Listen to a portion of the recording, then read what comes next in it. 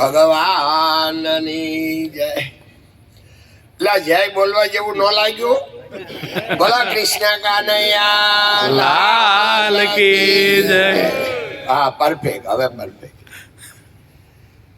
આજનો દિવસ સુરત માટે સુવર્ણ અક્ષરે લખાઈ ગયો છે કે માનનીય શ્રી નરેન્દ્રભાઈ મોદી સાહેબ હસ્તક એસડીબીનું ઉદ્ઘાટન થયું છે અને સુરતને ઇન્ટરનેશનલ એરપોર્ટ મળ્યું છે.